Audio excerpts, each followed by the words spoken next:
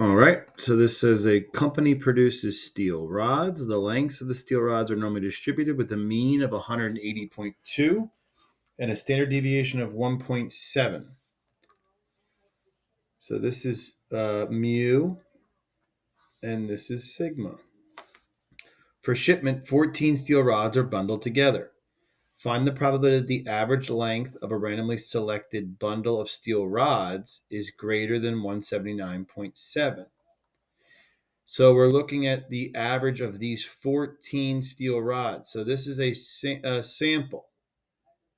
So the only thing we have to keep in consideration is that when we do this, our standard deviation is going to be the standard deviation of the sample, which is equal to the standard deviation of the population divided by the square root of the sample size.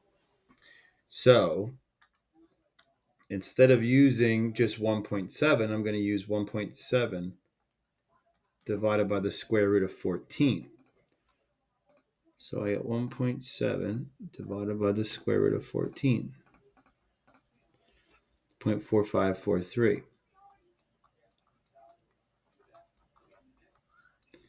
So you're just going to find the area larger, the area under the curve larger than 179.7. So I would do normal CDF. My lower bound is 179.7. My upper bound is some big number. Mean is going to be 180.2. And my standard deviation is going to be this guy. Okay, that's the key here. Whenever you talk about a sample, you have to adjust your standard deviation. All right, 17 says, this is the same thing but kind of reversed. So now it says, find the average length separating the smallest 5% from the largest 95%. So we have our mean, which is 237.7.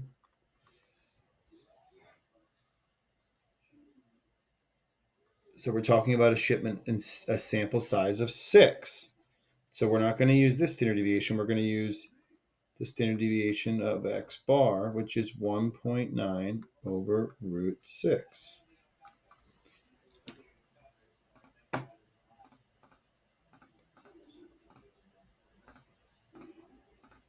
I get 0.7757. So I'm looking for the value that cuts off the bottom 5%. I'm looking for that value or that average. So when you have the area and you want to find the value, you're going to use inverse norm. Area is to the left. It's 0.05. Mean is 237.7.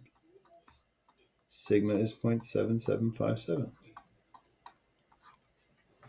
That's it.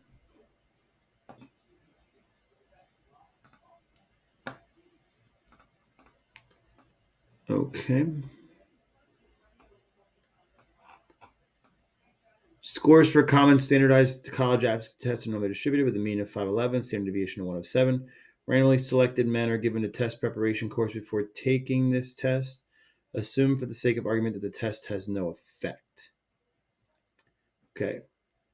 If one of the men is randomly selected, find the probability that his score is at least 580. One man, so there's no sample here, it's just one person.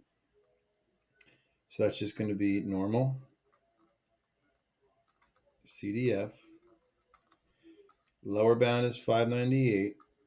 Upper bound's a big number. Mean 511. Standard deviation 107.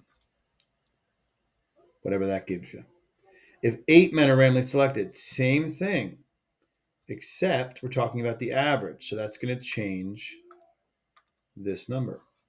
Now my standard deviation is going to be sigma of x bar, which is 107 divided by the square root of 8. So do the same thing you did here, but just a new standard deviation.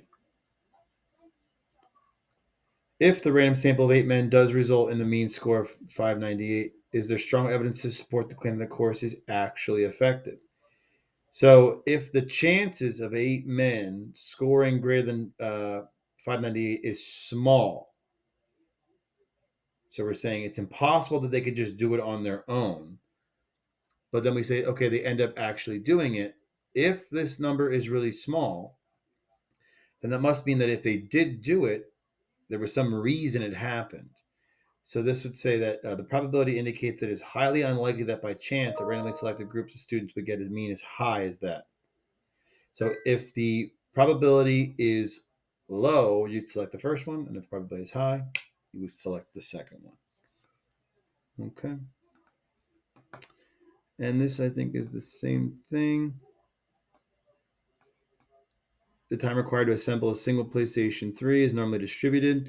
We're talking about a sample, so we will use sigma of x bar, which is 1.4 over the square root of 15. And we're looking for the minimum assembly time of the upper 10%. The value that cuts off the top, 0.10, or that cuts off the bottom, 0.90. That's the number you need because the calculator always wants areas to the left. So you're going to do inverse normal.